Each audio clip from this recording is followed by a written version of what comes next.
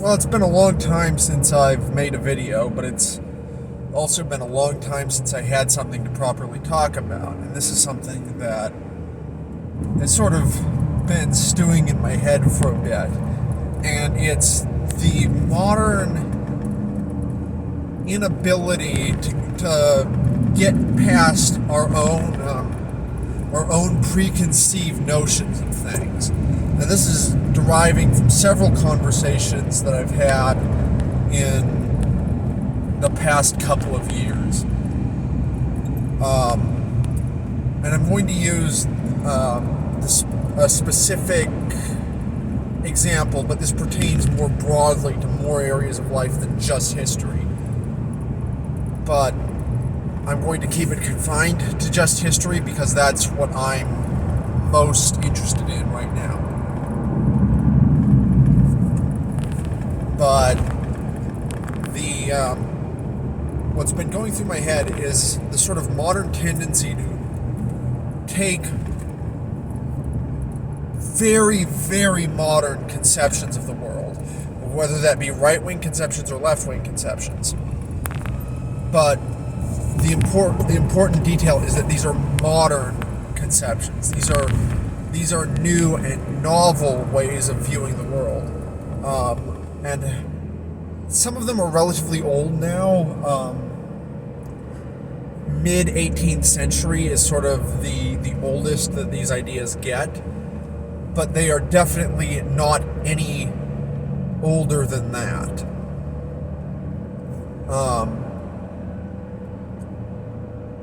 And these are very totalizing worldviews. These are specifically modernism, which is the older of the two, which begins in the mid 18th century, really taking off after the Reformation. And then you have postmodernism, which is late 19th century going into the 20th century as a philosophical force. But what people have a tendency to do is to take these conceptualizations of the world, and there are a bunch of modernist and postmodernist conceptualizations of the world. All of them are extremely totalizing. That is, that these are systems of philosophy that seek to give a coherent narrative structure to all of human civilization at all times. Now, postmodernism does a very bad job at that because part of the point is that there's no cohesive narrative structure, that there's no truth whatsoever. But that in and of itself is a cohesive narrative structure. That there is no narrative is a narrative in and of itself. And they take these very new ideas, these very modern ideas, that have only very recently actually gained a real foothold in public consciousness. And they take these and they backwards project this onto the past. And so you'll have people making assumptions about the way the world was, not based on any actual historical reality, but on how well it fits their preconceived narrative theories of social progression. And that they'll be then unable to onboard new information. Some people will do this by mythologizing the past, thinking it was better than it actually was. Some people will say that it was worse than it actually was. Others will say that feudalism is fundamentally capitalism, or that it's fundamentally the same as socialism. Which it's not. It's not either of those things. It's its own thing. But because the modern zeitgeist has conditioned people to think in those terms, they become unable to accept the past on its own terms as something distinct and different from the modern era, while recognizing the fundamental unchanging humanity of the people who occupied that time. Or those times, that broad spectrum of history. And this is at its worst in discussions of the classical and medieval periods. And I've got a video on this channel talking about why I think that the very word medieval is a bad conceptualization for 1,000 years of history. But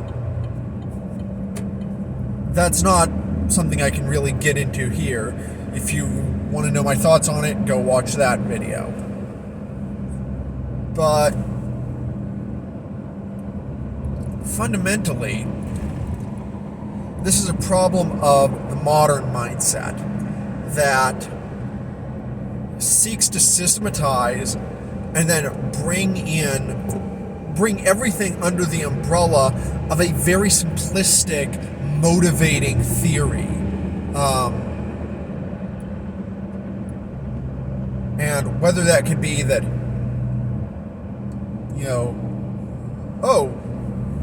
whether that be a capitalist theory, a socialist theory, or any flavor in between, it's an ahistorical, at this point, we've got a history of doing this, but from the point of view of an historian, it should be a cardinal sin to try to cram the past into a mold that you choose based not on a sensitive reading of the sources that we have to get as close as we can to understanding the past on its own terms, but to cram it into a mold made in the image of your frankly 5-minute-old ideology. To an historian, that should be actually disgusting, in my point of view. Now, because we're human, we are never going to be free of interpretation of the past and making it fit the mold where we don't have the facts. But we have to be aware that we're doing that. And we have to be aware that when we do that, we're not actually doing history, we're doing propaganda for our ideology.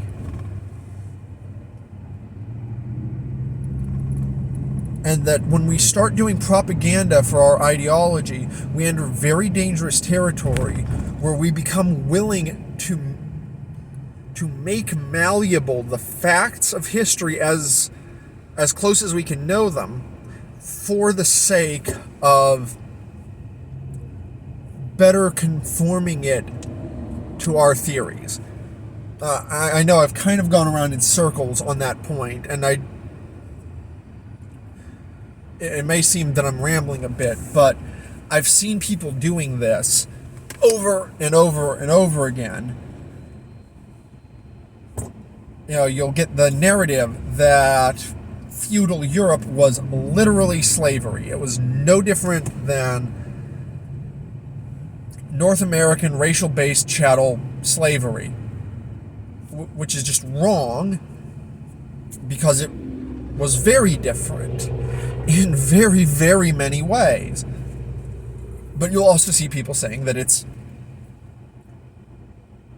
great and fine and there were no downsides to feudalism whatsoever, and that too is wrong. And I'm somebody who is somewhat of an apologist for the medieval feudal system, or at least insofar as it's not as bad as the general media portrayal makes it seem.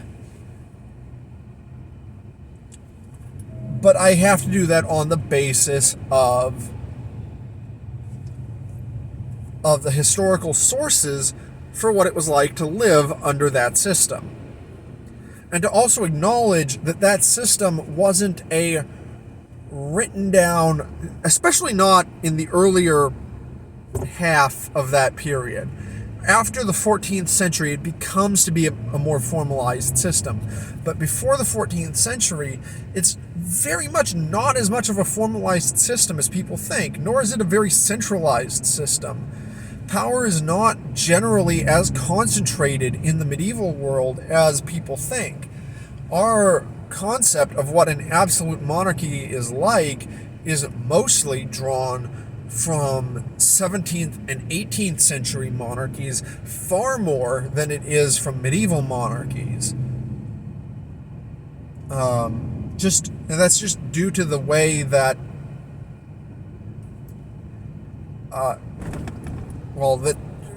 how fast information could travel, for one thing, and then how many people there were, and what the most efficient system of governance was like. And usually decentralized systems of governance tend to be more efficient because they can be more reactive to the needs of more people more swiftly. Which means that, in general, medieval kings didn't have that much power and were relatively easily challenged by people who were technically lower than them. The Barons' War against King John is I could say textbook, or rather history book example, but there are many others. But the simple fact is that history is complicated, and if you want to actually be an historian, you have to be willing to approach history on its own terms as it presents itself to you, not to filter it through the lens that is most convenient to your political, religious, or social narrative. Leave that to the propagandists and try to be honest. Honesty should be the number one goal of the historian. It should also be the number one goal of the philosopher, or just the person in general. But especially if you're trying to really dig in to history, you have to let go of your preconceived modern notions. You can be an historian, or you can cling to your preconceived notions. You can't do both. You have to be willing to let your ideology die on the altar of the truth.